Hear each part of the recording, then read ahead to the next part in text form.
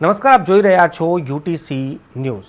કોઈ પણ શહેર કે નગરનો જો વિકાસ કરવો હોય તો નેતા, અધિકારી અને કોન્ટ્રાક્ટરના સંયુક્ત પ્રયાસથી જ એ વિકાસ શક્ય છે।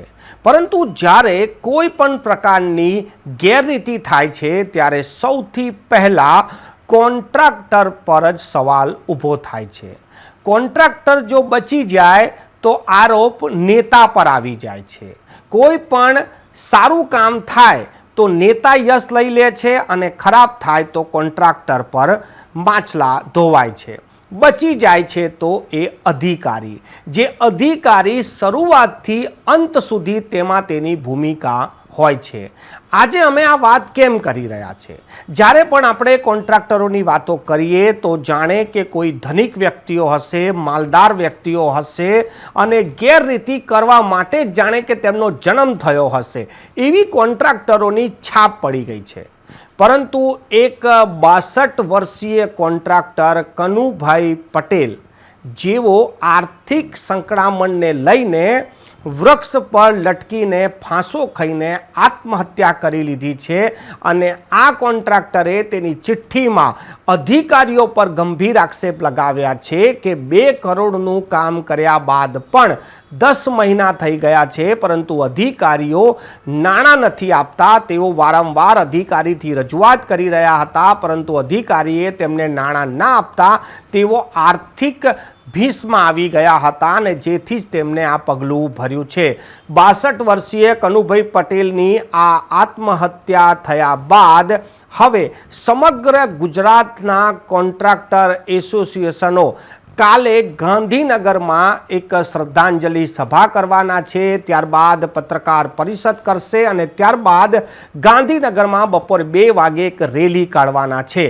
આના પહેલાં આ ઘટનાને લઈને દરેક જિલ્લાઓમાં કોન્ટ્રાક્ટર એસોસિએશને જિલ્લા કલેક્ટરને પણ આવેદનપત્ર આપીને અધિકારીની સામે કડક કાર્યવાહી કરવામાં આવે તેવી માંગ કરવામાં આવી હતી।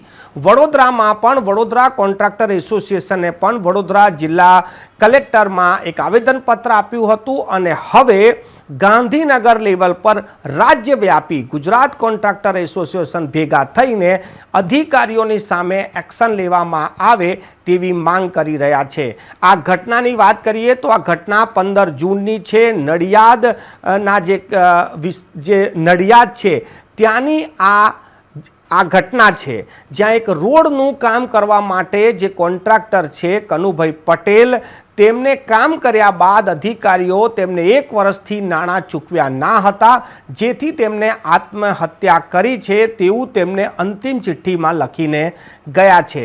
આ સમગ્ર ઘટનાની જો તપાસ થાય અને યોગ્ય કાર્યવાહી થાય તેવી માંગ સાથે હવે ગુજરાત કોન્ટ્રાક્ટર એસોસિએશનો પ્રાર્થના સભા કરવા જઈ રહ્યા છે અને ત્યારબાદ પત્રકાર પરિષદ કરીને રેલી કાઢશે।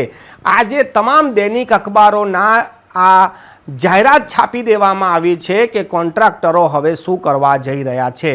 જે તે અધિકારીઓ કોન્ટ્રાક્ટરો સાથે આવી હેરાનગતિ કરે છે અને જ્યારે પણ કોઈ ખોટું કાર્ય થતું હોય ત્યારે એમાં અધિકારીનું જ નામ આવે છે કે અધિકારીએ કરાવડાયું હશે, પરંતુ જ્યારે કંઈ ખોટું થઈ જાય છે ત્યારે કોન્ટ્રાક્ટર ફસાય છે કે તો પછી ચૂંટાયેલો નેતા।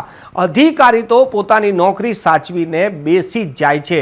કોઈ પણ સંજોગોમાં અધિકારીઓ પર કંઈ થતું નથી, વધારામાં વધારે થાય તો તેની બદલી થઈ જાય છે પરંતુ તેની નોકરી અને કટકી તો ચાલુ જ રહે છે।